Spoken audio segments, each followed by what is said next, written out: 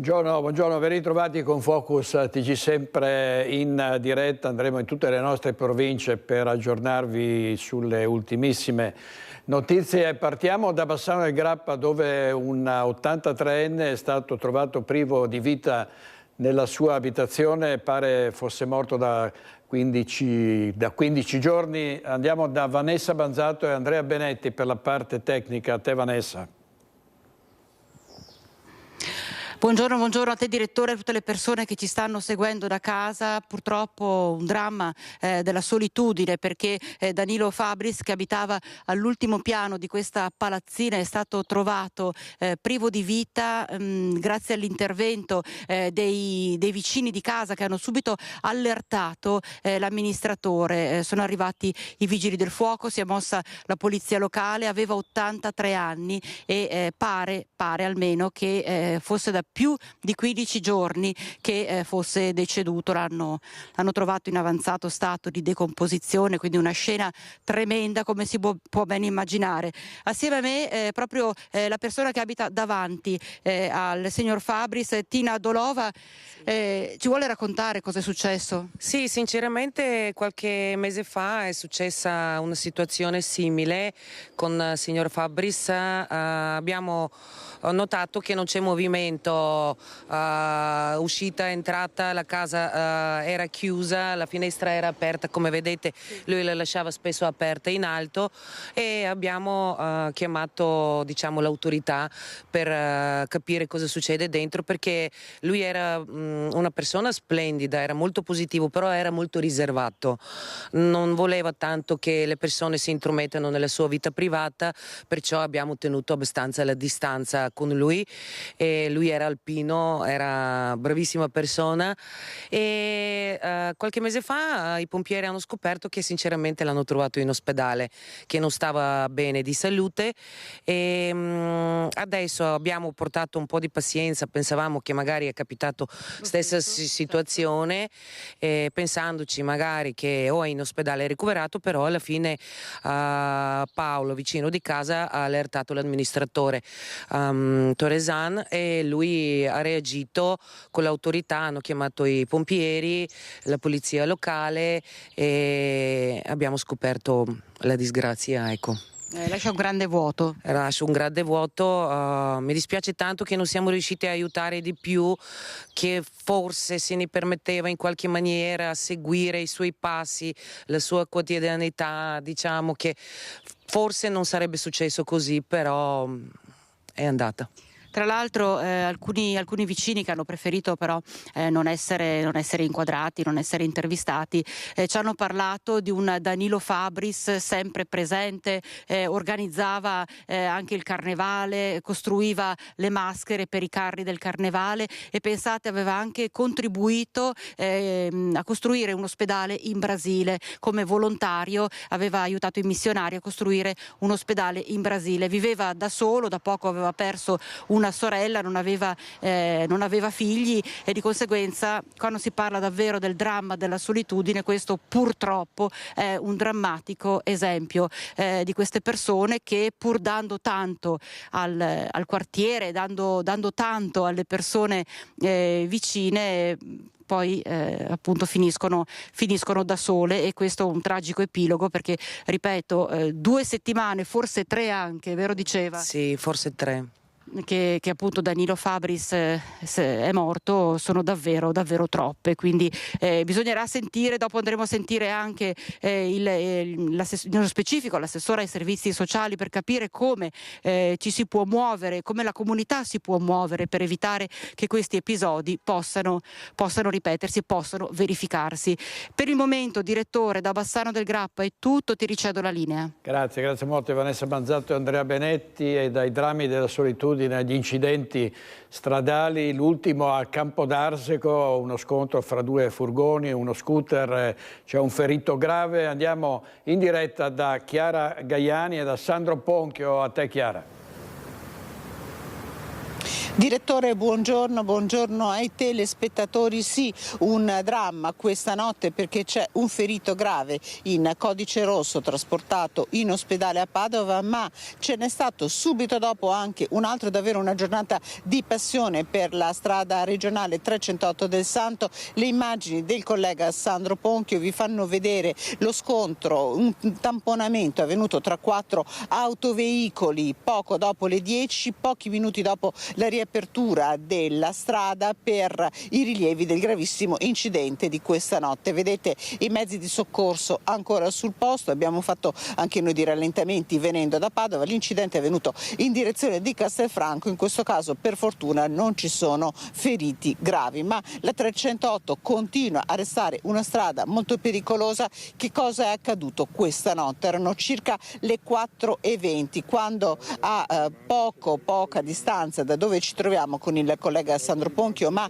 in direzione opposta, c'è stato uno scontro tra un camioncino, un furgone ed uno scooter. Pare che anche qui parliamo di un sorpasso azzardato, un mezzo che nel cuore della notte alle 4:20 avrebbe sorpassato altri due mezzi, non riuscendo a rientrare in carreggiata e trovandosi di fronte un camioncino, un impatto terribile con un uomo di 54 anni che è ricoverato in gravissime condizioni in ospedale a Padova, dove è stato trasportato nel cuore della notte. L'effetto è stato quasi immediato, se quell'ora la viabilità era scarsa bastano insomma un paio d'ore perché la statale del Santo si trasformi in un lungo serpentone di pendolari, un incidente che ha mandato in tilt tutta la viabilità di questa zona dell'Alta Padovana, con disagi enormi per tutti e purtroppo insomma con un uomo che sta lottando per la sua vita in ospedale, ma le indagini su questo incidente sono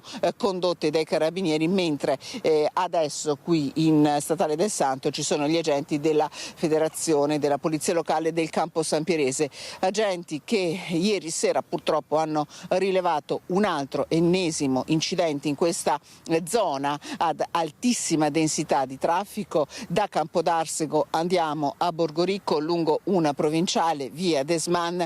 Lì purtroppo c'è stata una vittima, Giancarlo Dandolo di 65 anni e 3 persone ferite gravemente, tra le quali la moglie. Allora io e Sandro Ponchio vi lasciamo al servizio che abbiamo confezionato questa mattina in redazione, poi da Padova la linea può tornare allo studio. Un sorpasso azzardato, ma la dinamica non è ancora chiara. Potrebbe esserci questa causa all'origine dell'incidente che ieri pomeriggio verso le 17:30 è costato la vita a Giancarlo Dandolo, 65 anni, pensionato di Santa Eufemia di Borgoricco. L'uomo viaggiava con la moglie lungo via Desmana a Borgoricco, stava probabilmente rientrando a casa quando la sua auto è stata centrata da un veicolo che proveniva dall'opposta direzione, che non sarebbe riuscito a rientrare nella sua carreggiata dopo un sorpasso azzardato. Uno scontro violentissimo che altre 2 auto, una delle quali finita contro un palo dell'illuminazione pubblica e un ciclista sfiorato da una ruota atterrata di fianco a lui senza per fortuna colpirlo, un miracolo. È stato proprio quest'ultimo a chiamare il 118. Sul posto si sono precipitati i soccorritori con i vigili del fuoco e gli agenti della polizia locale e della Federazione del Campo Sampierese. Nonostante i disperati tentativi di rianimazione per Giancarlo Dandolo non c'è stato nulla da fare. Anche la moglie, estratta dalle lamiere dell'auto, è grave ed è stata portata in elicottero all'ospedale di Padova. Altre 2 persone rimaste ferite in modo serio sono state invece condotte a Campo San Piero. Una tragedia che colpisce ancora una volta le strade del Graticolato Romano, via Desman, antico Decumano Massimo. Una tragedia che colpisce duramente la comunità di Borgoricco. Nella frazione di Santa Eufemia Giancarlo Dandolo era molto conosciuto, attivo nel volontariato, era nonno vigile in servizio alle scuole del comune e impegnato anche in parrocchia, dove lavorava nella cucina delle sagre. Servizio di Chiara Gaiani che era collegata in diretta poco fa. Vediamo anche il bilancio che fa il giornale di Vicenza della strage dei pedoni. Ne sono stati uccisi 5 in 10 mesi. Vicenza è la maglia nera in Veneto. Una tragedia familiare, questa volta ci colleghiamo con Federico Fusetti e Michele Zanette da Conegliano, un 19enne che ha coltellato nel sonno il padre all'addome, che non è in pericolo di vita, ma è ovviamente l'ennesimo caso di una violenza giovanile, questa volta all'interno della famiglia. Andiamo da Federico Fusetti. A te Federico.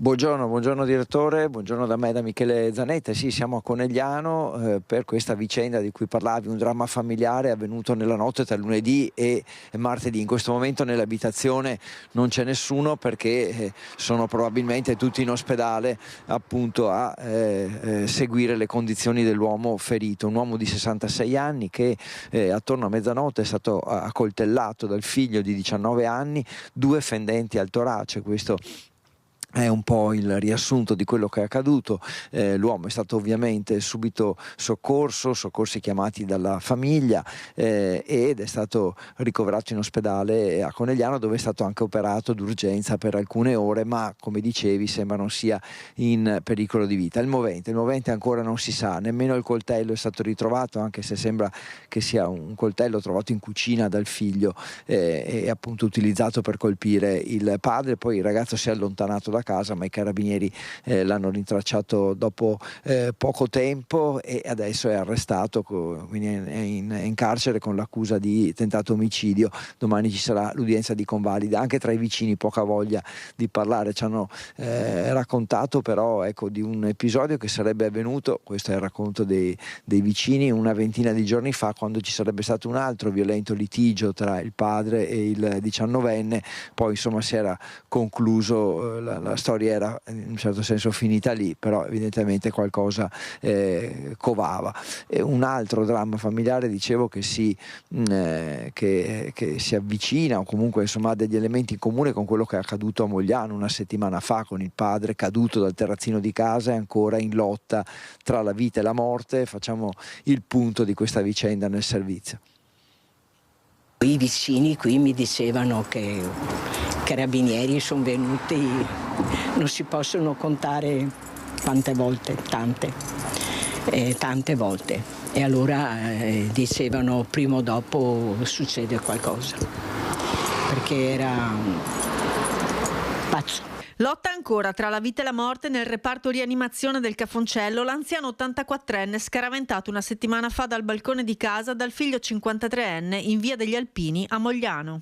Sul selciato i segni del dramma ancora tutti visibili, una situazione che si è consumata all'interno di un quadro familiare complesso. Il figlio, affetto da problemi psichiatrici riconosciuti e certificati da anni, avrebbe, al culmine di una lite legata per motivi economici, preso a pugni il padre, che sarebbe poi precipitato all'indietro cadendo dal terrazzino di casa e riportando un gravissimo trauma cranico. Proprio l'aggressore avrebbe poi chiamato il 118 per i soccorsi. Una situazione, dicono i vicini, conosciuta da tutti nel quartiere e che sarebbe potuta esplodere da un momento all'altro, anche perché il figlio si era dimostrato particolarmente violento ed aggressivo in più circostanze. Io qualunque ora passavo, potevo passare di qua, erano sempre che discutevano. In estate erano fuori, addirittura fuori qui. Quando mia figlia veniva a trovarmi, anche lei un giorno ha fatto per parcheggiare e ha sentito lui che diceva: e qui tutti parcheggiano, io rompo le macchine, io li ammazzo, disastro. Mia figlia ha preso paura e ha parcheggiato da un'altra parte. Lo curavano, ma dopo bisogna vedere se lui a casa prendeva i medicinali. Mentre il genitore lotta in rianimazione, il figlio resta ricoverato in psichiatria con un divieto di avvicinamento al padre e all'abitazione. Ora spetterà al giudice stabilire se l'aggressore era capace di intendere e di volere al momento del fatto. Tornando a Conegliano, direttore, insomma ora resta da capire ovviamente quale sarà il futuro giudiziario del figlio e anche le condizioni del padre, insomma speriamo migliorino naturalmente. Direi che per il momento è tutto, quindi da me e da Michele Zanette un saluto e la linea torna a te, direttore. Grazie molto Federico Fusetti. Andrea Zanette, sul fronte dei furti non c'è tregua. Vediamo una notizia dal Gazzettino: ladri in casa a Morgano. Andrea Bessegato li sorprende in giardino e viene preso a bastonate in faccia, la terza volta in un anno che provano a derubarmi. Si tratta davvero di bande di ladri seriali, come vedremo adesso collegandoci con Ilaria Marchiori a Mestre. Sono esasperati i residenti in Viale San Marco, sono ladri che sono capaci di rubare nello stesso appartamento per la seconda o la terza volta nel giro di poche ore. A te Ilaria. Sì, buongiorno direttore, buongiorno ai nostri telespettatori. Hai detto bene, è la seconda volta che i ladri entrano in questa abitazione, però nello specifico anche nelle abitazioni di questa via, che è via Donatello, una laterale, appunto come anticipavi, di Viale San Marco. Cosa hanno fatto? Questa è una casa che in realtà non ha ancora molto mobilio, perché la stanno sistemando, la stanno ristrutturando. Fondamentalmente sono entrati comunque da questa finestra, l'hanno distrutta, l'hanno disintegrata, quindi ulteriori danni, perché come spesso succede sono più i danni che si creano che il valore di quello che viene portato via, e poi hanno cercato quello che potevano. Evidentemente non avevano capito, non sapevano che in realtà in questa casa c'è ancora poco. Qualcosa però hanno portato via, vero Riccardo? È lei il proprietario? Sì, il proprietario chiaramente è gente questa intanto inesperta, perché dalle frazioni che fa, cioè, ti aprono con un cacciavite, non è gente preparata, che soprattutto non ha paura di niente, sono veramente a piede libero qua. Poi è chiaro, per quanto poco c'è, perché stiamo dipingendo la casa, stiamo restaurando, hanno aperto tutti i cassetti, gli armadi, che ti senti proprio stuprato nel vero e proprio senso della parola, e quei pochi ori che avevamo sopra, le poche cose che avevamo, chiaramente le portano via. Cercano soprattutto denaro e oro, del resto non gli interessa proprio niente, ma non hanno scrupoli, Tra l'altro noi siamo in questa zona qua di via Donatello, ci sono tantissimi anziani. Queste case qua sono delle case storiche, e ieri sera non hanno fatto solamente la mia, ne hanno fatte due adiacenti tra le 7:30 e le 8. I vicini sì, hanno sentito un po' di rumore, ma sono velocissimi, perché io veramente nel tempo che hanno fatto questo, a 7:30, 7:15, che la mia vicina mi ha avvisato che aveva sentito rumore, che tra l'altro lei ha subito un'infrazione ancora 2 settimane fa, gli hanno dato fuoco alla casa per sbaglio probabilmente, e sono andati sulla casa qua adiacente. Questo è un grosso problema, noi ci sentiamo soli, abbandonati, qui non passa mai nessuno. Ecco, se mi permetti direttore, uscirei un attimo insieme a Riccardo, prego, per farvi vedere più o meno quella che è la zona, il punto. Vediamo, ecco. Vi volevo far vedere una cosa nello specifico. L'altra abitazione in cui sono entrati è alla nostra destra, però la situazione qui è pericolosa, anche perché non ci sono solamente i ladri che entrano nelle abitazioni, ma anche molti sbandati, e infatti adesso vi voglio far vedere addirittura un'abitazione in cui gli sbandati entravano per trovare il rifugio e che è stata completamente murata, giusto Riccardo? Sì, hanno murato e sono entrati 2 o 3 volte, finché adesso hanno deciso di murare le porte. Qui sembra di abitare nel Bronx, e siamo in un posto storico e anche più bello di Mestre. Sono tutte casette basse, sono tutta gente diciamo che non ha ricchezze, che non ha, sì, voglio dire, gente umile. Siamo davanti al parco di San Giuliano, cioè siamo di fronte al bosco di Mestre, che stanno riqualificando. Io veramente, cioè, uno non può abitare in una situazione del genere. Voi vi sentite trascurati e abbandonati come zona, no? Come zona ci sentiamo, cioè qui non passa veramente mai nessuno, e il degrado che stiamo vedendo soprattutto negli ultimi 2 o 3 anni è diventato insostenibile. Qui la notte c'è spaccio, perché c'è spazio, basta andare in Viale San Marco, nella zona che va da via Sansovino andando verso il parco di San Giuliano. Si sono spostati una grossa parte di quelli che hanno in via Piave, perché tu li mandi via da una parte, si spostano da un'altra, e questa è la verità. Ci sentiamo, qui non passa nessuno, mai, e c'è anche poca luce, pochissima luce, questa è la verità. Ecco, avete sentito l'appello di uno dei residenti di via Donatello, una laterale di viale San Marco qui a Mestre, appello che si spera l'amministrazione a questo punto, a loro che ci rivolgiamo, possa cogliere. Io ringrazio Riccardo, qui da Mestre è tutto, restituisco la linea allo studio. Grazie Ilaria Marchiori e Edoardo Paris per la parte tecnica. Adesso voltiamo pagina, andiamo a Cortina d'Ampezzo, più precisamente a Fiames, dove è sorto il villaggio olimpico per i prossimi giochi invernali. Siamo in diretta con Tiziana Bolognani insieme all'amministratore delegato di Simico e commissario governativo Fabio Massimo Saldini. A te Tiziana. Sì, direttore, buongiorno. È proprio così. Fabio Massimo Saldini, amministratore delegato di Simico e commissario di governo, è con noi perché oggi è una giornata importante, una delle tante giornate, fra le giornate importanti qui a Cortina. A Fiames, dopo le giornate di stress test, il villaggio olimpico non solo prende corpo e forma, ma è già pronto anche per essere abitato dagli atleti. È vero, commissario? È vero, 1300 metri di sviluppo, 377 casette, 1400 posti letto.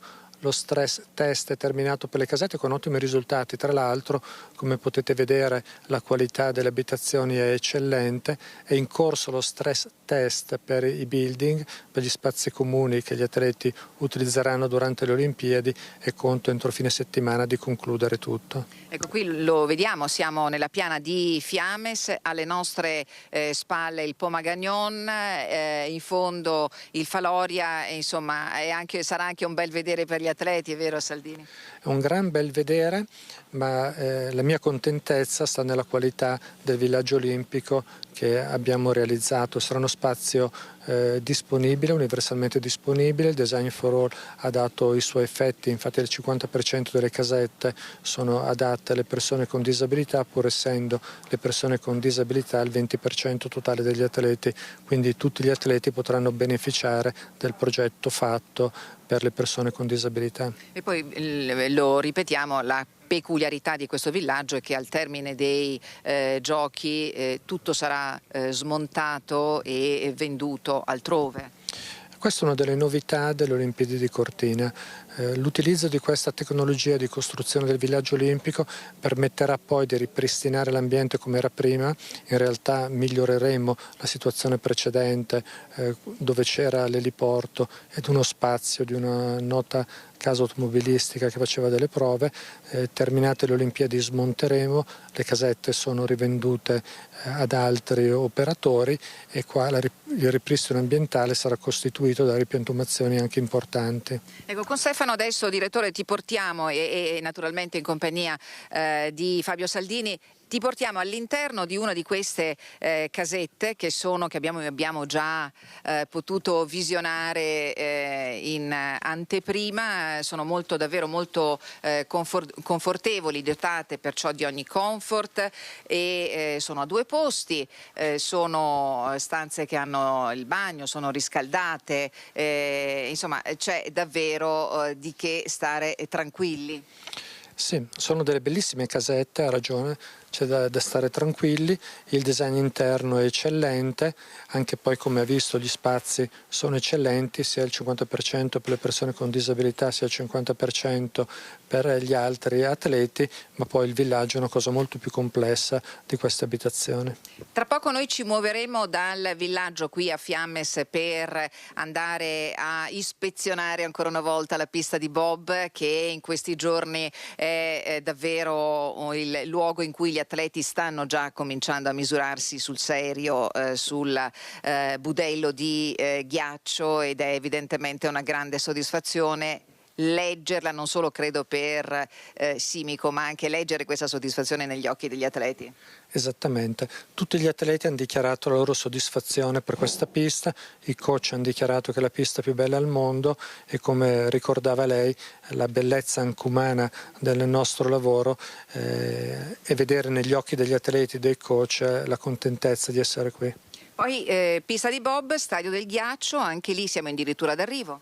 Abbiamo quasi concluso i lavori, sarà consegnato definitivamente tra poco. Sono già in corso i lavori di allestimento per le Olimpiadi. Anche lì c'è stato un restauro molto importante, abbiamo riportato il palazzo del ghiaccio allo stato del 56, realizzando anche tutto ciò che serviva per gli atleti con disabilità, compreso i nuovi spogliatoi interrati. Ecco, da ultimo le chiedo solo una battuta sulla cabinovia Polonio-Socrepes, questo lavoro che è in corso, che è stato come dire, rallentato anche dai procedimenti, dai ricorsi che sono stati presentati al TAR. Si era in attesa di una autorizzazione, dell'autorizzazione della Regione del Veneto, tutto però anche lì sembra essere rientrato nei binari. Sì, sto lavorando rispettando i tempi, i costi e garantendo l'alta qualità del progetto. Quindi anche quell'impianto sarà pronto per le Olimpiadi? Lavoro perché sia pronto per le Olimpiadi. Grazie a Fabio Massimo Saldini. Noi ci spostiamo adesso a Ronco, alla pista di bob. Tutte le immagini, naturalmente tutti i dettagli, questa sera nei servizi del nostro telegiornale. Direttore, a te.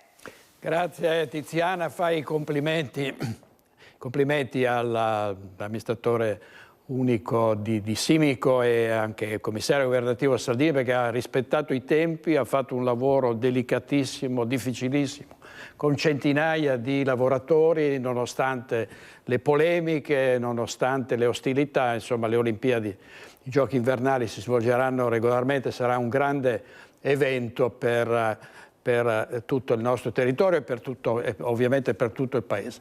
Grazie ancora, andiamo avanti, torniamo alla cronaca nera, perché siamo veramente flagellati da bande di ladri, di malviventi. Ci sono state sparatorie nel nord, ormai siamo passati dal nord-est al far west definitivamente. Sparatoria ieri a Mogliano Veneto, ne parleremo tra un po', e sparatoria a Udine tra Rom, tra zingari che si sono presi a pistolettate, c'è un ferito grave, altri 3 feriti, insomma incredibile. E una giovane coppia qui in Veneto si è trovata tu per tu con il ladro nel giardino della propria abitazione. Il marito non ci ha pensato su 2 volte e lo ha inseguito e al nostro microfono ha detto: lo rifarei. Adesso ho un po' paura, la sera specialmente, quando diventa buio, e sono sempre in allerta quando sento qualche rumore sospetto. Anche quando esco di casa mi viene naturale guardare le persone per strada, chi gira a piedi, appunto perché non ho più fiducia nelle persone. Un incubo durato pochi secondi, bastati però per stravolgere la vita di Elisa e della sua famiglia. Il tutto si è consumato qualche sera fa, intorno alle 19. La donna e il marito devono cenare a casa dei genitori di lei, che abitano accanto. Lasciano la figlia dai nonni e rientrano nella loro villetta per prendere il dolce. Appena varcato il cancelletto pedonale sentono qualcuno fischiare. Capiranno poi essere i complici del ladro all'interno del giardino. Stavano avvertendo, cercando di distrarre noi oppure avvertire il socio che stavamo arrivando, insomma. Io mi avvio verso il vialetto e vedo uscire un uomo dalla finestra e lo vedo di spalle. Me lo sono trovata a breve distanza. Come hai reagito? Allora, io ho avuto paura perché pensavo fosse armato. Pensavo si girasse e mi colpisse, e quindi io sono scappata. Mio marito no, ha avuto più coraggio di me. L'ho inseguito perché sì, nell'attimo di rabbia, almeno provare a prenderlo, poi quando ho visto che c'erano gli altri 2 complici di là della rete mi sono fermato perché insomma 3 contro 1. Adesso a mente fredda si rende conto che poteva insomma avere delle conseguenze il fatto di aver inseguito il ladro? Dopo sì, però sinceramente... Lo rifarebbe? Sì. I ladri, per agire indisturbati, avevano bloccato il cancello con del fil di ferro e coperto la lampada all'ingresso con un tappeto. Una volta entrati in casa, Elisa e Martino hanno trovato impronte di fango sulle scale e sul divano posizionato sotto la finestra, dalla quale i ladri sono entrati, ma anche sul lavandino e le stanze a soqquadro. Hanno portato via contanti, i gioielli che io tenevo della mia comunione, cresima, e altri gioielli che io avevo qui, poi un paio di scarpe da ginnastica e addirittura i kiwi nel portafrutta. L'indomani hanno scoperto che i 3 malviventi, prima di entrare nella loro abitazione, avevano tentato di introdursi nella casa che era appartenuta alla nonna di Elisa. Sugli scuri segni lasciati nel tentativo di forzarli e l'impronta di una mano sul muro. Servono maggiori controlli e che venga modificata la legge attuale che non punisce severamente chi commette questo tipo di reati, dice la coppia che ora deve fare i conti con la paura. Paura, insicurezza, paura, sì, si sta con gli occhi aperti, troppo anche quando non dovrebbe essere così. Non dovrebbe essere così, è proprio vero. L'intervista era di Francesca Bozza. Vediamo adesso altri furti, questa volta nell'Alta Padovana, stavolta le vittime sono delle varie frazioni di Vigonza. Ennesimo raid dei ladri nell'Alta Padovana, stavolta nel mirino è finita Vigonza. I ladri hanno approfittato dell'assenza di una famiglia per forzare le inferriate presenti sulle finestre e, nonostante l'allarme, hanno trovato gioielli e oggetti preziosi per un bottino ingente. Stessa sorte per 2 appartamenti della frazione di Perarolo. I ladri, in entrambi i casi, sono saliti ai piani superiori delle 2 palazzine, arrampicandosi lungo le grondaie, rubando poi tutto quello che hanno trovato, compresa una collezione di monete e nonostante le videocamere di sorveglianza. Infine, colpo anche in una villa di Capriccio, dove i ladri, probabilmente 2, sono stati messi in fuga dal giovane che era a casa da solo e che, dopo non aver risposto al campanello, ha sentito forti rumori quando i 2 malviventi hanno cercato di rompere gli infissi per entrare. Tanto spavento, ma per fortuna, almeno in questo caso, furto sventato. E ogni tanto i ladri vengono intercettati. Da Castelfranco sono stati denunciati dai carabinieri dopo essere stati fermati perché trovati in possesso di materiale per lo scasso. Sono stati sorpresi mentre si aggiravano a piedi con fare sospetto tra le abitazioni di Via Verdi a Castelfranco, un atteggiamento che ha spinto i carabinieri del nucleo operativo radiomobile a bloccare per un controllo i 2 uomini, cittadini albanesi di 40 e 44 anni senza fissa dimora e con precedenti per reati contro il patrimonio. Nella successiva perquisizione i militari hanno trovato in uno zainetto diversi arnesi solitamente utilizzati per compiere furti, nello specifico un martello, un cacciavite di grandi dimensioni, un frangivetro, 2 paia di guanti e 2 torce. Tutto il materiale è stato sequestrato, mentre i 2 sono stati denunciati per possesso ingiustificato di arnesi atti allo scasso. Nelle ultime settimane a Castelfranco erano stati registrati diversi furti in abitazioni e condomini anche con le persone presenti in casa. Le indagini dunque proseguono per verificare eventuali collegamenti con questi episodi. Andiamo adesso a Mogliano Veneto, che è stata teatro della sparatoria dell'altro giorno tra gang rivali di albanesi, dove peraltro ci sono state altre raffiche di furti. Andiamo da Elena Dal Forno e da Nicoletta Rizzetto. A te, Elena.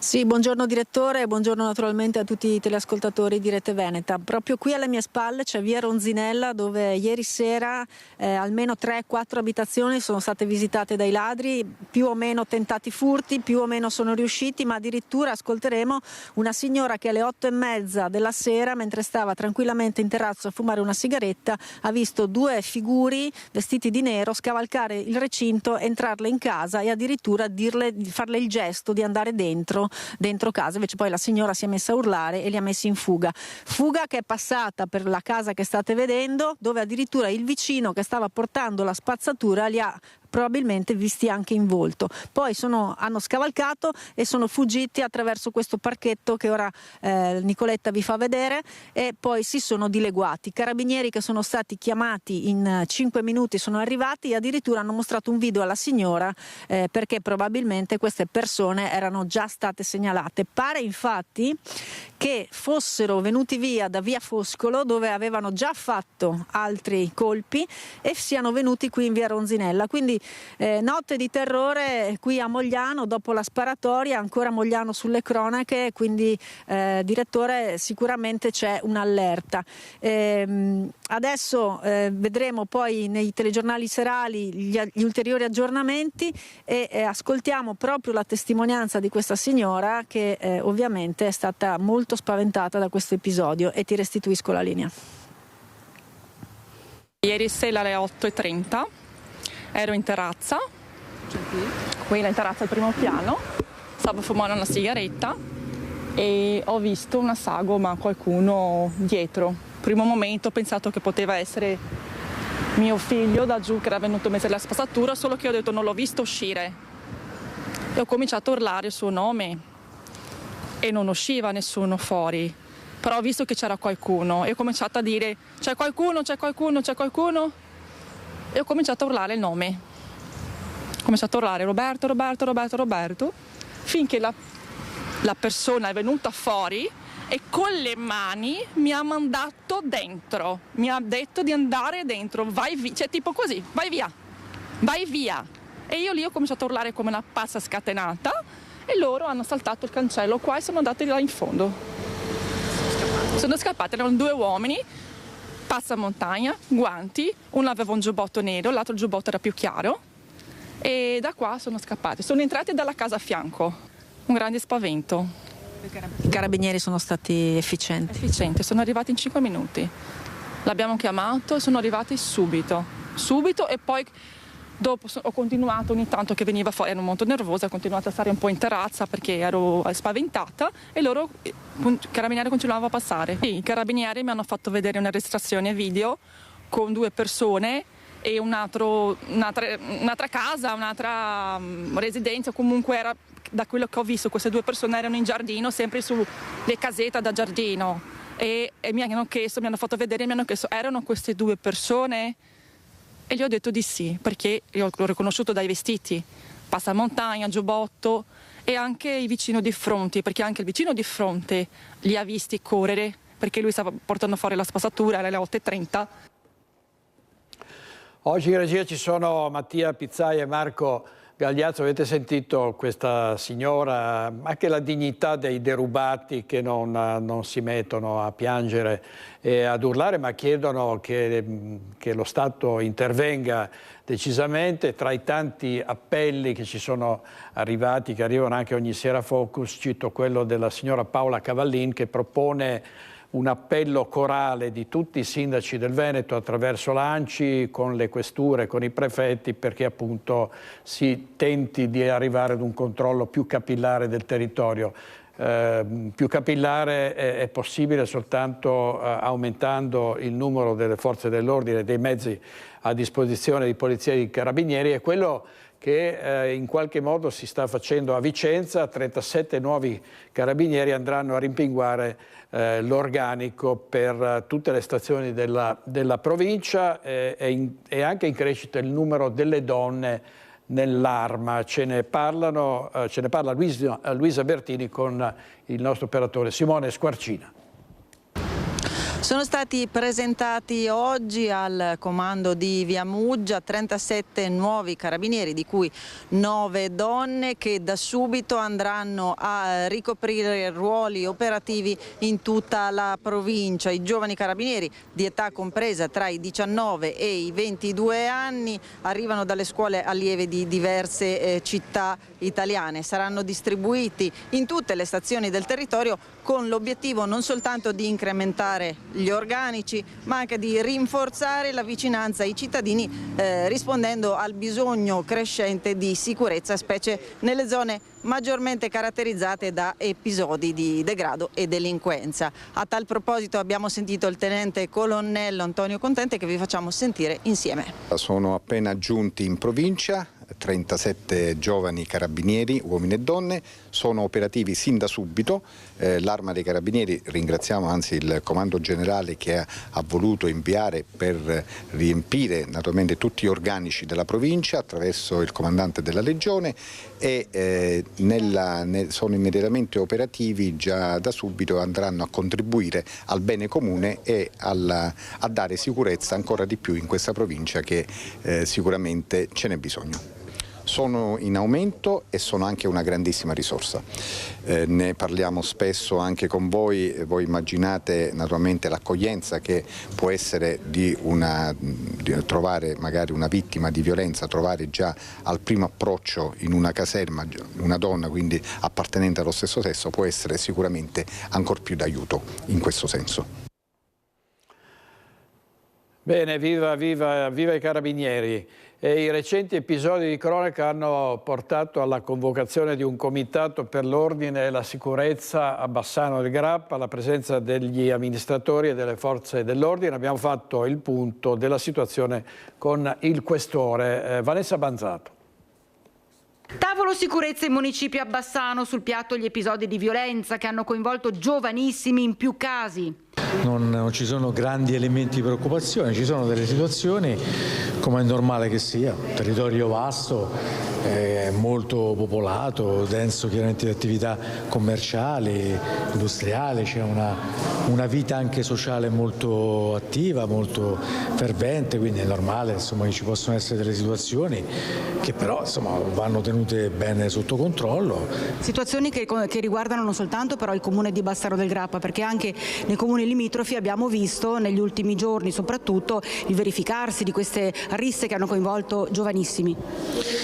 Sì, ma ripeto, ma non sono tutte situazioni, come dire, pressoché purtroppo inevitabilmente normale che accadano ogni tanto, laddove si riuniscono giovani, ci sono momenti di intemperanza, qualcuno che invece di divertirsi normalmente passa alle mani, però insomma non abbiamo fenomeni di criminalità particolarmente preoccupanti su questo territorio. Ma si è parlato anche dell'aumento di furti, soprattutto in abitazioni, che stanno preoccupando e non poco i residenti e non solo di Bassano. Il problema c'è, il problema indubbiamente c'è, lo dicono anche i numeri, noi dobbiamo chiaramente organizzarci sempre anche meglio insieme con l'Arma dei Carabinieri, con la Guardia di Finanza, la Polizia Locale e fare tutto quello che si deve fare per cercare di infrenare questo fenomeno criminale. È importantissimo cioè, che i cittadini si attivino da questo punto di vista,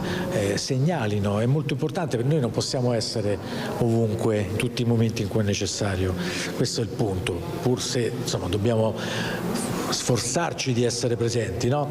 Per cui abbiamo bisogno delle segnalazioni da parte dei cittadini, molto importante, questo io richiamo sempre a questa attenzione. Così il questore di Vicenza e intanto è stato incastrato dalle tracce di sangue trovate sulle scarpe il presunto aggressore di un anziano picchiato brutalmente al cimitero di Saletto. Sentiamo Marta Zatta. È ancora ricoverato all'ospedale di Schiavonia, ma non in pericolo di vita. L'anziano aggredito e rapinato nella mattinata di lunedì 10 novembre al cimitero di Saletto, nella Bassa Padovana. Fondamentali per gli inquirenti le tracce di sangue rinvenute sulle scarpe del presunto aggressore, un 41enne di origine siciliana senza fissa dimora, già noto alle forze dell'ordine e sottoposto a fermo di polizia giudiziaria con l'accusa di rapina pluriaggravata. Secondo la ricostruzione dei carabinieri della compagnia di Este, l'uomo avrebbe colpito la vittima alle spalle, minacciandola con un oggetto appuntito per farsi consegnare il portafogli. Ne sarebbe seguita una breve colluttazione. L'anziano è stato ferito superficialmente con la lama e abbattuto la testa cadendo a terra, mentre il rapinatore si dava alla fuga. Le indagini, scattate grazie alle immagini di videosorveglianza, hanno permesso di individuare in poche ore un'auto scura fuggita dal paese. Il veicolo è stato rintracciato in un distributore della provincia di Verona, dove i militari hanno bloccato il sospettato. Durante la perquisizione sono stati trovati abiti compatibili con quelli ripresi dalle telecamere, forbici e le scarpe macchiate di sangue. Poco dopo, su indicazione del fermato, i carabinieri hanno recuperato anche il portafogli della vittima, gettato in un prato vicino al cimitero. L'uomo si trova ora nel carcere di Rovigo. La sparatoria di Mogliano Veneto, i carabinieri hanno fermato un 30enne albanese residente a Mestre. Sarebbe stato lui ad esplodere alcuni colpi con una pistola clandestina ad altezza d'uomo, per cui poteva essere anche una strage, ed è caccia intanto agli altri 3 uomini in fuga. C'è un fermato nelle indagini dei carabinieri dopo la sparatoria di Mogliano. Si tratta di un 30enne albanese domiciliato a Mestre, pregiudicato e irregolare sul territorio nazionale, ora in carcere a Santabona. Le accuse nei suoi confronti sono rissa, detenzione in luogo pubblico di arma da guerra, danneggiamenti di auto in sosta ed esplosione con arma da fuoco. Nelle scorse ore l'uomo ha incontrato in carcere il suo legale, l'avvocato Mauro Serpico. Il mio assistito dice è ancora molto provato, l'unica cosa che mi ha riferito è di essersi solamente difeso. Il tutto si consuma nel tardo pomeriggio in un parcheggio a 2 passi dal liceo Berto. Pare evidente che il luogo in cui si sono verificati i fatti fosse stato un luogo concordato da 2 diverse fazioni composte entrambe da 3 soggetti a noi identificati, sono 3, sono tutti di origine albanese, che poi questo incontro è degenerato in una lite. Ancora sconosciuti i motivi dell'appuntamento tra i 2 gruppi, come restano da chiarire le ragioni che hanno portato alla lite poi degenerata. Una delle fazioni estrae dei coltelli, 2 albanesi residenti nel veneziano vengono raggiunti all'addome, sono tuttora ricoverati al Cafoncello. In ospedale finisce anche il 30enne, dimesso nelle ultime ore e trasferito in carcere. Era in condizioni di salute pessime, era stato accoltellato alla gamba e al gluteo e la faccia emaciata con un taglio anche sotto l'occhio. All'improvviso compare una pistola semiautomatica, un'arma clandestina modificata priva di matricola. Uno dei soggetti colpiti, un albanese 30enne irregolare sul territorio nazionale con diversi precedenti penali, ha esploso alcuni corpi d'arma da fuoco con una pistola clandestina che poi a seguito delle immediate ricerche è stata rinvenuta occultata in un'area verde ed è stato sottoposto a fermo indiziario di delitto. Ad esplodere i colpi, da quanto emerso dalle immagini delle telecamere, sarebbe stato proprio il 30enne albanese. È chiaro che bisognerà capire, perché la dinamica non è semplicissima, perché abbiamo coltelli da una parte, armi da fuoco dall'altra, capire esattamente perché sono stati sparati questi colpi d'arma da fuoco, all'indirizzo di chi, e capire se c'è stata, diciamo, una difesa ad una precedente aggressione. Sembrerebbe questa la linea. Telecamere che sono state fondamentali ai carabinieri per ricostruire quei momenti. Ci hanno anche consentito di chiarire alcune dinamiche e quindi anche di individualizzare le responsabilità dei soggetti che hanno partecipato a questa rissa. Le indagini continuano per individuare gli altri 3 uomini ancora in fuga, anche questi di origine albanese e residenti fuori provincia. Proprio questo elemento fa presumere che Mogliano sia stata solo per puro caso scenario della rissa. Le prime ricostruzioni consentono di ipotizzare, visto che la provenienza geografica d'altra provincia dei soggetti coinvolti in questa rissa, che Mogliano fosse semplicemente un luogo di incontro. Intanto è stata fissata per domani mattina alle 10:15 in carcere a Treviso l'udienza di convalida del fermo davanti alla dottoressa Piera De Stefani. Il 30enne potrebbe avvalersi della facoltà di non rispondere. Servizio di Francesca Bozza, ed è stata una segnalazione giunta al comando della Polizia Locale di Castelfranco a permettere agli agenti di scoprire una mannaia con una lama di 17,5 cm nascosta tra alcuni bancali di piastre di cemento accatastate nell'area retrostante la Galleria Morello in centro città, siamo a Castelfranco. L'arma pronta all'uso e potenzialmente molto pericolosa è stata sequestrata nelle scorse settimane. Erano giunte diverse segnalazioni relative ad un uomo di origine nordafricana che, secondo testimoni, brandiva un oggetto simile. Durante i controlli però lo straniero non era stato trovato in possesso di alcuna arma, ma le segnalazioni anche da parte di suoi connazionali erano proseguite. Le indagini ora proseguono attraverso la visione delle immagini di videosorveglianza per risalire a chi appartenesse questa mannaia. Era diventata il terrore di Vicenza con aggressioni in serie e danneggiamenti ad automobili. Una straniera con problemi di alcol e droga è stata trasferita al centro di permanenza per i rimpatri di Roma. Era diventata il terrore di Vicenza. Per mesi aveva seminato scompiglio in città con aggressioni e danneggiamenti. Lei è una dominicana di 36 anni. L'incubo del centro storico però adesso è finito. La polizia infatti l'ha portata al centro di permanenza per i rimpatri di Roma. Voglio ringraziare il questore di Vicenza Francesco Zarilli e tutta la squadra della questura di Vicenza che è riuscita a fermare e poi a espellere la cittadina straniera che in queste settimane ha seminato panico nelle città venete e anche a Vicenza, molestando tanti cittadini, aggredendo anche un'operatrice di AIM Ambiente. Il sindaco di Vicenza si complimenta con la polizia. La richiedente asilo era conosciuta in città e alle forze dell'ordine per una lunga serie di comportamenti violenti, danneggiamenti, resistenza pubblico ufficiale, ubriachezza molesta. Recentemente aveva aggredito senza alcun motivo un volontario dell'Associazione Nazionale Alpini impegnato come ausiliario alla viabilità in occasione del passaggio del Giro del Veneto. L'ultimo episodio poche ore fa, quando con un bastone, poi ritrovato, ha danneggiato nelle prime ore del mattino alcune automobili in sosta in Viale Milano. Più volte portata al pronto soccorso per accertamenti, è stato confermato che è un'abituale consumatrice di droga e di alcol. Vista la pericolosità sociale e il ripetersi degli atti violenti, il questore di Vicenza ha disposto per l'immigrata il trasferimento al CPR di Roma, dove resterà in attesa dell'avvio dell'iter per il rimpatrio verso la Repubblica Dominicana, procedura che si definirà solo dopo la decisione della Commissione territoriale sulla richiesta di asilo presentata dalla donna. È importante che i cittadini vedano che quando la polizia interviene le cose funzionano, e anche questa volta è stato così, anche se le procedure tante volte sono complicate, lunghe, ma la Polizia di Stato con concentrazione, attenzione e costanza riesce a ottenere risultati importanti. I truffatori continuano a colpire, c'è anche il truffatore che usa la tecnica del finto carabiniere, truffava gli anziani. Questo 45enne è stato arrestato, è stato fermato a Cordignano, in macchina con lui un 14enne a sua volta denunciato per complicità. Chiamati da un finto carabiniere che ha chiesto loro denaro e gioielli per evitare conseguenze giudiziarie ad un familiare. Una truffa, l'ennesima, ai danni di persone anziane, ma questa volta le vittime hanno segnalato le telefonate ai carabinieri, quelli veri, che hanno immediatamente avviato le indagini. Intercettata e bloccata a Cordignano un'auto intestata ad una società di leasing con sede a Napoli. A bordo un 45enne campano già noto alle forze dell'ordine ed un 14enne. L'uomo spontaneamente ha consegnato ai militari dell'arma alcuni grammi di cocaina ed un piccolo strumento artigianale per il consumo, ma i militari hanno controllato il suo cellulare. Dall'analisi del telefono sono emersi contatti e istruzioni relative ad un tentativo di truffa nei confronti di una 69enne residente a Cordignano, la quale aveva ricevuto una telefonata da un sedicente maresciallo dei carabinieri.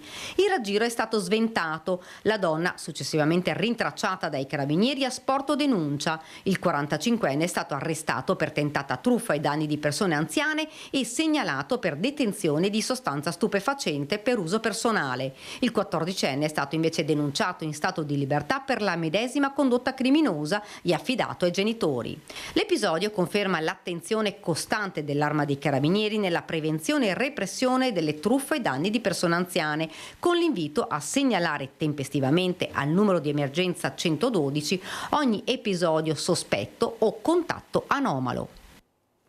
Servizio di Daniela Sizzia è l'omicidio, il femminicidio di Giulia Cecchettin 2 anni fa. Il padre Gino Cecchettin è andato a Roma in commissione parlamentare d'inchiesta sui femminicidi e ha ribadito la necessità di portare a scuola l'educazione sessuo-affettiva.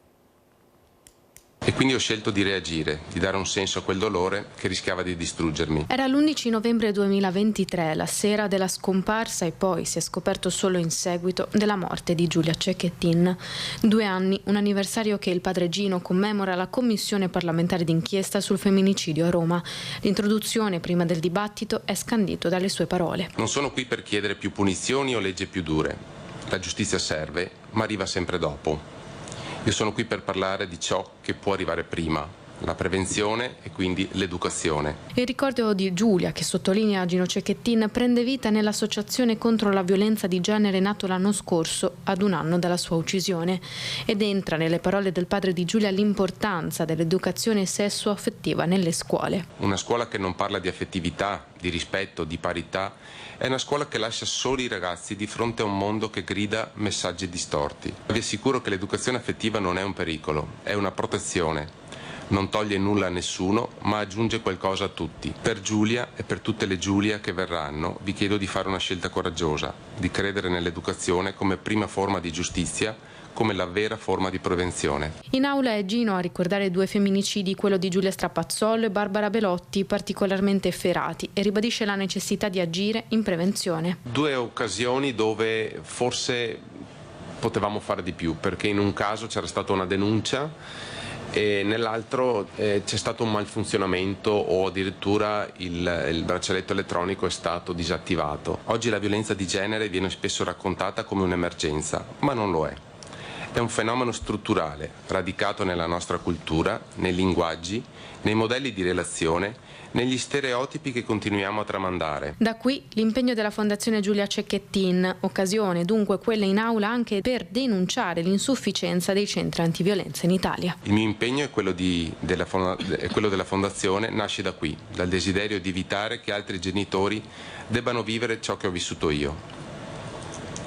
Ma anche nella speranza che un giorno non servano più le fondazioni intitolate a ragazze uccise, perché avremo imparato a riconoscere il valore sacro della libertà di ciascuno, il valore sacro della vita. E l'opera di Gino Cecchettin ha portato a un disegno di legge che prevede l'educazione sessuaffettiva nelle scuole secondarie, ma con il consenso dei genitori. Ne abbiamo parlato ieri sera, sentiamo cosa ha detto una delle ospiti, Alleanza Verdi e Sinistra, Maria Elena Martinez. E viene dal fatto che sono una mamma e ho 3 figlioli. Sono cattolica, so bene i timori dei cattolici su queste cose, li conosco bene, faccio la catechista, quindi è una cosa che conosco bene. Però devo dire che da medico dico che è un problema di ordine pubblico e un problema di salute pubblica. Noi abbiamo, certo, famiglie che si occupano dei figli molto bene e quelle non avrebbero bisogno a volte neanche della scuola stessa, potrebbero fare scuola a casa se non fosse per l'accompagnamento e la socialità dei ragazzi. Ma invece abbiamo famiglie dove non c'è questo tipo di atteggiamento e quindi l'educazione deve far parte della scuola, altrimenti poi avremo i problemi di sicurezza che ben sappiamo. Quindi l'educazione deve far parte della scuola e non può partire quando l'adolescenza è già avviata, e qui c'è una motivazione puramente scientifica. Io ho studiato neuroscienze in Inghilterra, mi sono fatto una laurea anche in questo, e vi devo dire che se non si arriva all'età di 10 anni, io non andrei prima, ma la quinta elementare è il momento ideale. Nessuno dei bambini è già in adolescenza, né le femmine né i maschi, e quello è il momento ideale per iniziare a dare dei principi che rendano quei bambini dei cittadini che possono stare all'interno della società bene. Così Maria Elena Martinez, AVS, ieri sera a Focus, ovviamente è in corso una discussione tra i partiti, tra centro-sinistra e centrodestra, ma torniamo alla cronaca, andiamo a Udine da Francesco Pezzella per la sparatoria tra nomadi rom con dei feriti. A te Francesco. Sì, buongiorno direttore, siamo qui in via della Roggia dove ieri alle 18:30 c'è stata la sparatoria che ha visto 3 feriti gravi, 5 in tutto le persone coinvolte. Vi dico subito che è stato fermato questa mattina all'alba il presunto autore dei colpi, una decina di colpi esplosi che hanno raggiunto 3 persone di un nucleo familiare di cognome Udorovic, padre e 2 figli, il più giovane dei quali di 23 anni è stato operato d'urgenza ieri sera ed è ora in terapia intensiva, lotta tra la vita e la morte. Gli altri 2 feriti in maniera grave ma non in pericolo di vita. Un quarto ferito sarebbe il fratello della persona che ha esploso i colpi di pistola, ma si è recato autonomamente in ospedale accompagnato da un parente, dunque ferite lievi per lui, probabilmente colpito da un proiettile di rimbalzo, un colpo di striscio esploso dal fratello che è stato fermato questa mattina dalla polizia. Prima di farvi vedere il servizio con la ricostruzione di quello che è avvenuto nel servizio di Stefano Giovanpietro ed anche la testimonianza di una persona che ha sentito il rumore degli spari e poi ha visto quello che è successo subito dopo, vi faccio vedere quello che sulla scena di questo fatto di sangue rimane questa mattina, tracce di sangue in questo vialetto che conduce alla porta del palazzo, dalla quale, secondo un'altra testimonianza che abbiamo raccolto, sarebbe uscito la persona con la pistola in mano, della quale non facciamo ancora il nome perché non l'ha fatto ancora la polizia, quindi aspettiamo che siano le fonti ufficiali a farlo, ma è stato fermato. Ancora qui vedete macchie di sangue, schizzi di sangue sul bidone della spazzatura. Ci sono anche delle immagini che sono disponibili, non so se le state utilizzando come copertura, che si riferiscono sono proprio alle fasi dei soccorsi qui in questa parte, poi arriviamo nel punto più vicino alla porta d'ingresso di questo palazzo, che fa parte del complesso delle case Ater, le case di edilizia popolare, quelle nelle quali abitano molte persone che in lista d'attesa poi ricevono l'assegnazione dell'appartamento. Molti sono stranieri, ma ci sono anche tanti italiani. Allora, prima del servizio, però, direttore, abbiamo ricevuto poco fa un video che non è interessante per quello che si vede, ma è estremamente interessante per quello che si sente in questo video, perché in questo video si sentono gli spari nitidi. Ieri alle 18:30 è successo questo, sentite. Buttare banana sulla scala, se uno passa sopra, uno cade, uno fa male. Come si fa a buttare banana sulla scala così? Ecco, avete sentito nitidi i colpi di pistola, pare che ne siano stati esplosi una decina e 3, come detto, i feriti gravi, 1 gravissimo. Adesso il servizio di Stefano Giovanpietro che ricostruisce l'accaduto, e c'è anche la testimonianza di una delle prime persone che, dopo aver sentito il rumore degli spari, si è affacciata alla finestra del condominio di fronte e ha chiamato il 112 per chiedere l'arrivo dei soccorsi. A voi la linea.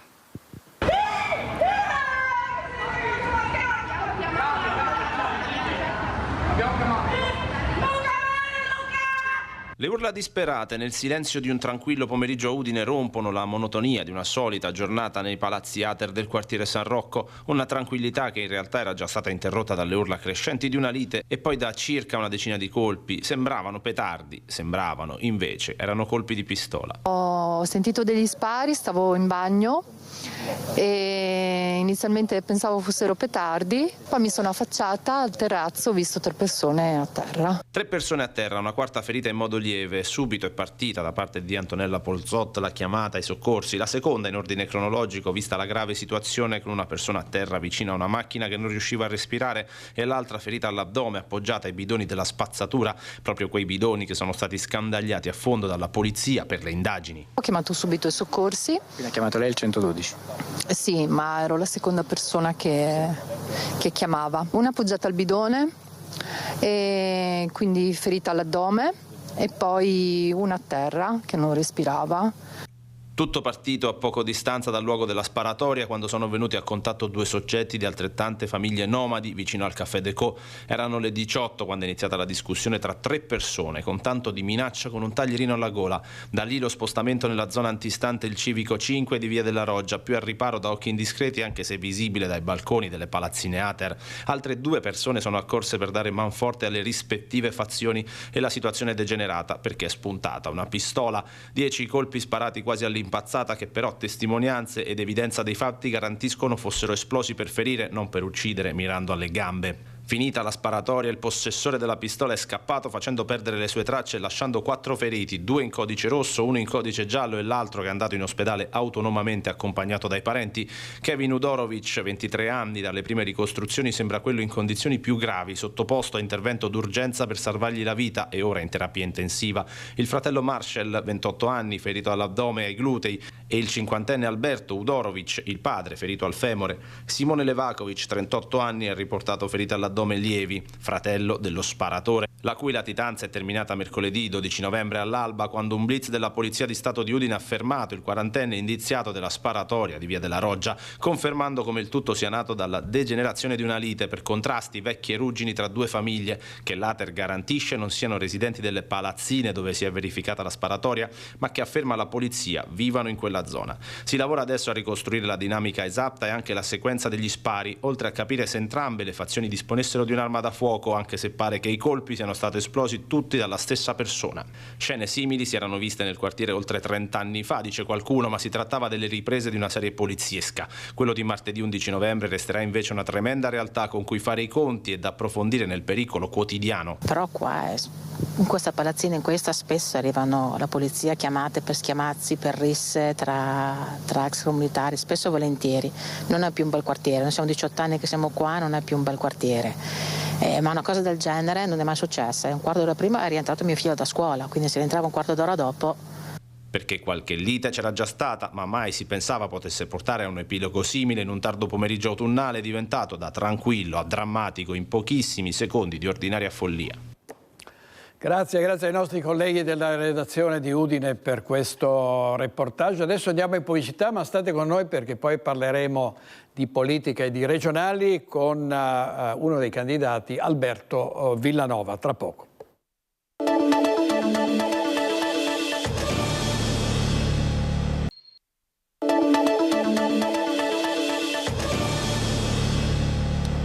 Conto alla rovescia per le regionali del 23-24 novembre. È uscito oggi il secondo video realizzato con l'intelligenza artificiale nella campagna elettorale di Luca Zaia. Ne vediamo un brano. E quindi ho solo una soluzione per diventare un problema reale.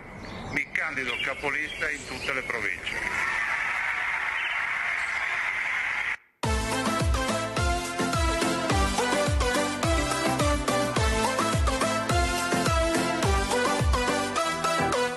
Veneziani, gran signori, padovani, gran dottori, vicentini, magnagati, veronesi, tutti matti, trevisani, panetri, però, bigotti, bacco e pippe, belluni.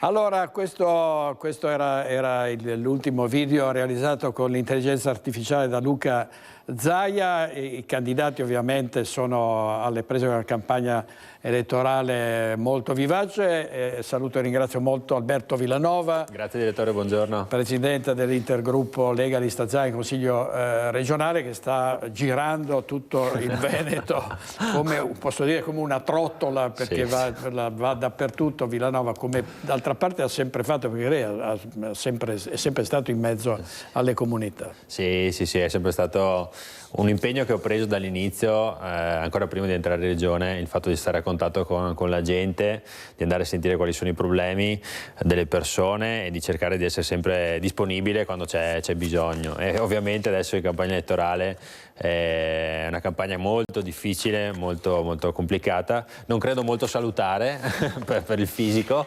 Però... Come si riesce a sopravvivere? Perché insomma ci si può ritrovare come minimo disidratati, no? Ma vede direttore, io la paragono a una scalata in montagna, bisogna pensare a un passo alla volta, un giorno alla volta, e dico, quando finisce la giornata dico ce n'è uno di meno e ci si avvicina all'obiettivo.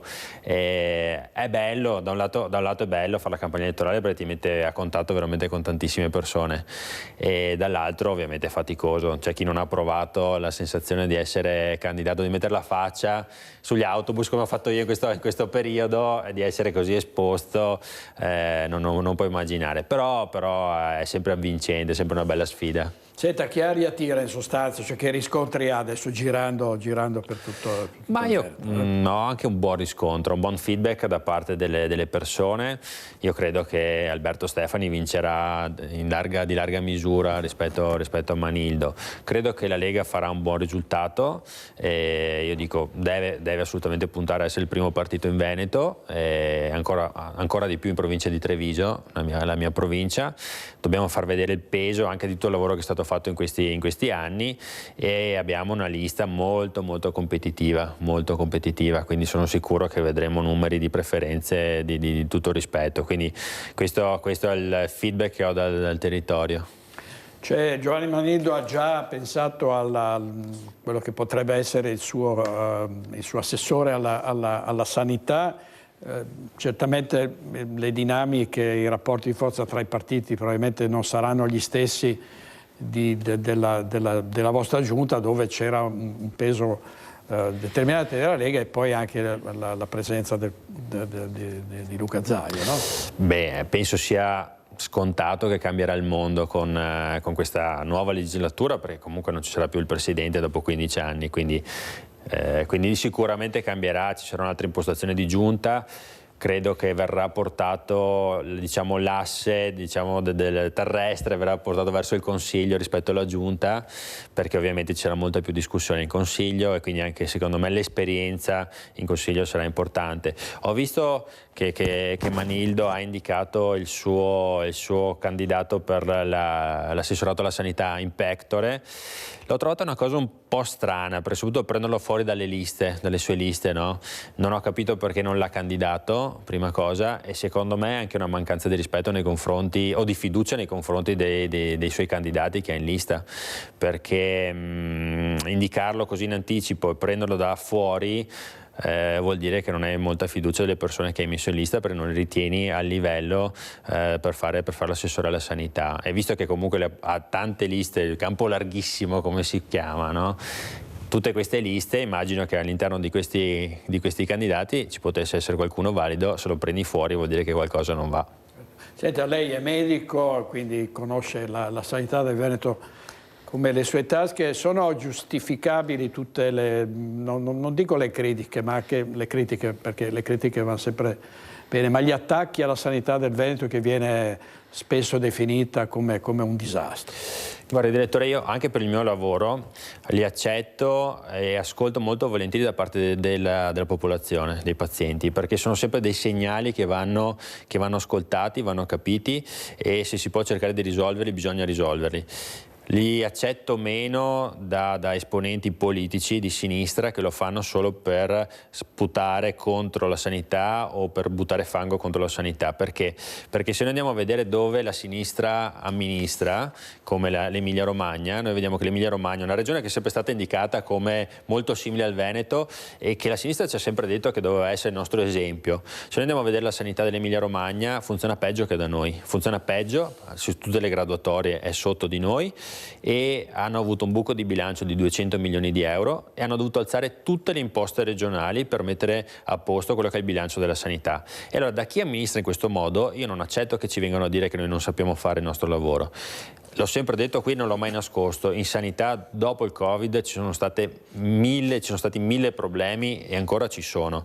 Stiamo lavorando per risolverli, stiamo lavorando veramente in modo eccezionale, grazie agli uomini e alle donne che lavorano in sanità, proprio per risolverli, perché la sanità del Veneto rimanga sempre al top in Italia e continui a migliorare e vada a risolvere questi problemi.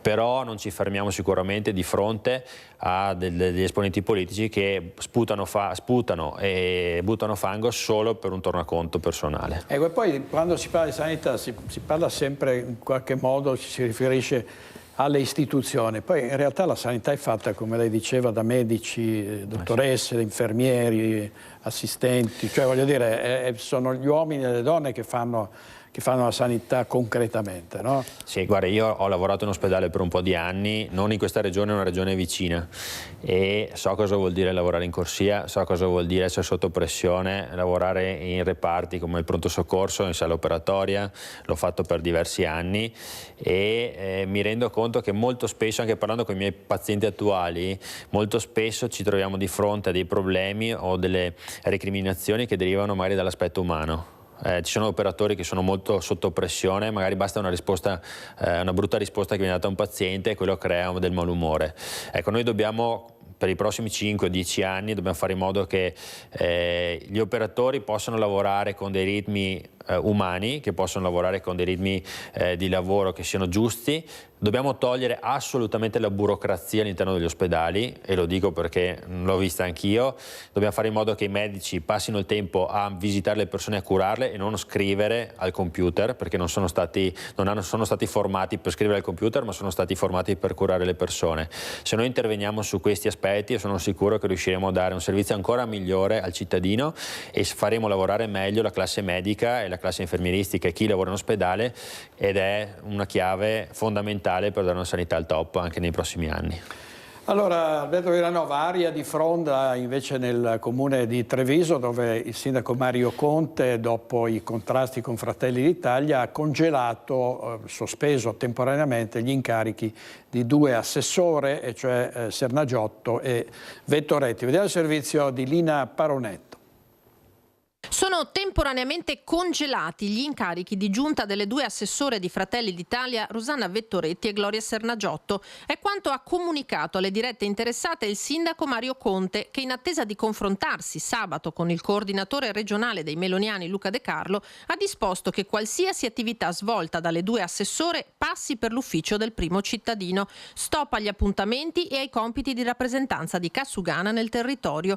Per ora De Carlo ha di fatto parlato solo con i suoi durante un confronto da remoto, per poi cercare pubblicamente di gettare acqua sul fuoco. Chi l'abbia spuntata? Se Fabio Crea, legittimato a criticare l'amministrazione solamente come privato cittadino, oppure il sindaco, che non vuole più subire attacchi dalla sua stessa maggioranza e si attende, se così non sarà, le dimissioni di Vettoretti e Sernagiotto, resta ancora da vedere. Così come resta da vedere se l'incontro di sabato soddisferà entrambe le parti. Nel frattempo, dai protagonisti della diatriba, bocche cucite e una temporanea tregua che non è certo una pace. Pane per i denti delle opposizioni di Palazzo dei 300. Viviamo in una situazione particolare per cui Fratelli d'Italia lancia queste schermaglie per mettere in crisi la Lega prima delle elezioni, utilizzando strumentalmente dei problemi seri come la sicurezza solo per mere questioni elettorali, e dall'altra parte abbiamo due assessori che oggi è come se fossero oggettivamente congelate e non operano senza il volere del sindaco. E quindi io, se fossi un assessore, valuterei le dimissioni non avendo più la fiducia del sindaco. Al di là del mettersi in mostra in vista dell'appuntamento con le urne, il tema che Fratelli d'Italia pone, quello della sicurezza, non va usato come terreno di scontro politico, ma affrontato. Credo che sia uno spettacolo indecoroso di fronte a una città che ha dei problemi seri anche di sicurezza, dei problemi seri di sociale, e trasformare le elezioni regionali in un referendum sullo stato di salute della maggioranza e dei rapporti dentro la maggioranza è un'offesa nei confronti dei trevigiani che si aspettano risposte. Il tema della sicurezza è sempre stato strumentalizzato, oggi però c'è un problema reale di sicurezza, non è soltanto un problema di sicurezza percepita, ci sono baby gang, ci sono persone che insomma anche afferiscono alla microcriminalità, quindi io penso che al posto di dividersi, perché il tema non è né di destra né di sinistra, dovremmo metterci assieme e cercare di capire come dare delle soluzioni concrete che i trevigiani aspettano. Problemi come quello della sicurezza, come quello del commercio, che oggi sono dei tasti dolenti per questa amministrazione, i risultati sulla sicurezza sono preoccupanti e questi problemi non vengono affrontati perché oggi sono oggetto di una disputa unicamente politica fra due partiti che non condividono la stessa visione di città ma continuano a governare per la mera gestione del potere. Alberto Villanova, su questo, no? Su questo scontro diciamo fratricida in qualche modo. Allora, io capisco la posizione del sindaco Conte, perché l'attacco che ha ricevuto è stato un attacco molto, molto duro, però io credo che adesso sia arrivato il momento di abbassare la temperatura, cioè spero che le segreterie intervengano rapidamente per fare in modo che passi questa crisi. Perché? Perché i trevigiani e i veneti in generale non vogliono vederci litigare. Noi dobbiamo risolvere i problemi della popolazione. C'è un problema di sicurezza che non riguarda solo Treviso, ma riguarda tutto il Veneto, riguarda tutta Italia soprattutto. E deriva da anni dove qualcuno ha aperto le porte per far entrare la qualunque all'interno del nostro paese, e adesso sono quelli che commentano e che abbiamo appena visto, no? E allora noi adesso come centrodestra siamo al governo, dobbiamo risolvere il problema. C'è un'altra proposta di decreto sicurezza che sta arrivando dalla Lega proprio in queste ore, che riguarda ad esempio la tutela delle forze dell'ordine, cosa che dobbiamo fare assolutamente, dobbiamo fare in modo che chi ci difende sia difeso dallo Stato e lo sia sempre, non venga indagato per il proprio lavoro, soprattutto quando usa la pistola o le armi per difendersi e per difendere i cittadini. C'è la questione della legittima difesa, non ci devono essere dubbi che se ti entra un ladro in casa e tu reagisci con qualsiasi strumento, tu devi poterlo fare senza essere indagato, perché stai difendendo la tua proprietà e la tua famiglia, e questo il centrodestra lo deve dire chiaramente. E anche sul fatto di liberare le case occupate abusivamente o da chi non paga l'affitto in tempi rapidi, per fare in modo che chi vuole affittare lo faccia senza avere la paura che il proprio immobile venga usato da altri senza che paghino. Queste sono delle proposte che stanno arrivando adesso, in queste ore, dalla Lega, e spero che tutto il centrodestra lavori unito per risolvere i problemi dei cittadini, perché è questo che i cittadini ci chiedono: risolvere i problemi e non litigare. Vediamo un altro scontro, questa volta tra il Partito Democratico e il Comune di Venezia del sindaco Luigi Brugnaro, perché è stata negata Piazza Ferretto ad Ellis Line. Il Comune dice perché Piazza Ferretto non è disponibile a causa delle installazioni natalizie. Il PD lo ha considerato uno stratagemma per impedire alla segretaria del PD di intervenire. Vediamo. È evidente che sia una decisione politica e questo è inaccettabile. L'accusa è lanciata al Comune di Venezia dai vertici del Partito Democratico dopo la mancata concessione di Piazza Ferretto a Mestre per la chiusura della campagna elettorale del candidato presidente del Veneto per il centro-sinistra Giovanni Manildo assieme alla segretaria nazionale del Partito Democratico Ellis Schlein. Ci è stata negata la Piazza Ferretto il 19 novembre prossimo per la conclusione della campagna elettorale. Ci sembra davvero un fatto incredibile. Io penso che la piazza debba essere concessa a tutte le forze politiche che ne facciano richiesta. È un fatto fondamentale che riguarda la democrazia e che riguarda anche il rispetto verso i cittadini. Il comizio in piazza è stato negato, ha dichiarato il segretario metropolitano del PD Matteo Bellomo, dopo essere stato inizialmente ritenuto fattibile dal Comune di Venezia, tanto da chiedere i numeri di targa dei mezzi che sarebbero entrati per allestire l'impianto audio e luci. La piazza era stata concessa anche al candidato governatore Alberto Stefani, ma dopo che il centrodestra ha scelto di cambiare sede, ha concluso Bellomo, è arrivato il diniego giustificato da allestimenti natalizi della piazza. Ma il montaggio del palco, ha aggiunto l'ex deputato Michele Mognato, era stato anticipato proprio per non interferire coi lavori. Definendo la polemica sterile e pretestuosa, il Comune di Venezia scrive in un comunicato che installazioni e lavorazioni non consentono la fruibilità della piazza per questioni di spazio e sicurezza.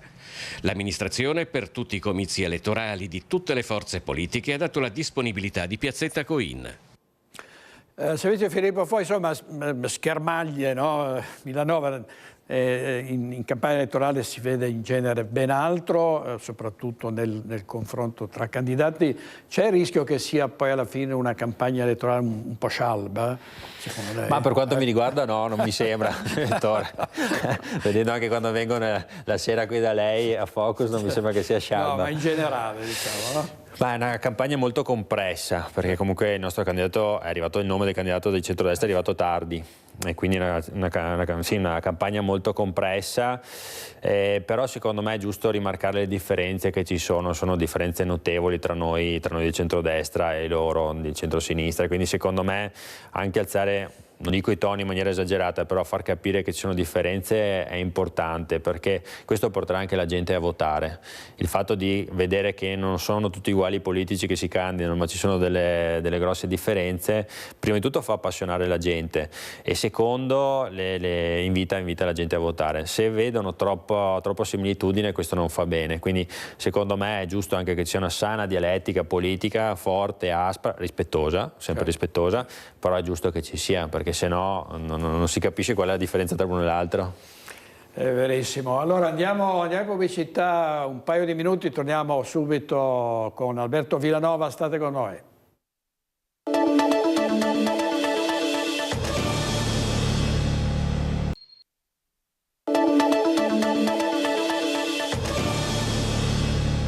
Allora, ormai siamo agli sgoccioli con la campagna elettorale. Alberto Villanova, cosa prevede in questi ultimi giorni di rush finale?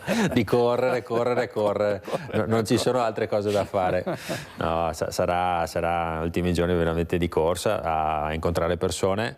Abbiamo alcuni eventi di partito, la presentazione sabato mattina a Treviso, in centro a Treviso, di tutta la lista, e dopo dovremo andare a incontrare ancora i cittadini fino all'ultimo secondo disponibile. Senta, c'è il rischio astensione? Cosa prevede? Beh, questo è un rischio concreto, ma come dicevo prima dobbiamo essere noi a invitare la gente a votare. Dobbiamo far capire che è importante. Io voglio sperare che i veneti diano una risposta diversa dalle altre regioni, che facciano vedere che si appassionano di più all'ente, diciamo, più importante per noi. Certo. Insomma, la regione, il palazzo della regione del Veneto rappresenta i veneti, rappresenta il popolo veneto, è il Parlamento del Veneto, e spero che il nostro popolo corra a votare, vada a votare, perché è fondamentale. Secondo me è fondamentale proprio per far capire che c'è la voglia di continuare con un'amministrazione che ha fatto grande il Veneto e lo farà grande anche in futuro.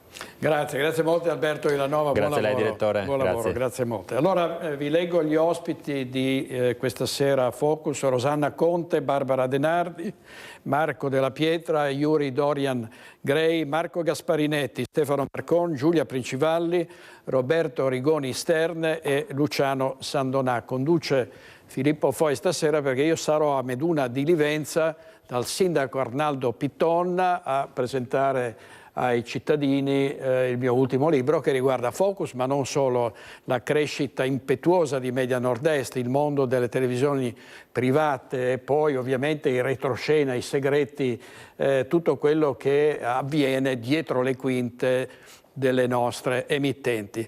Grazie, ci vediamo comunque stasera a Meduna di Livenza, buona giornata e arrivederci.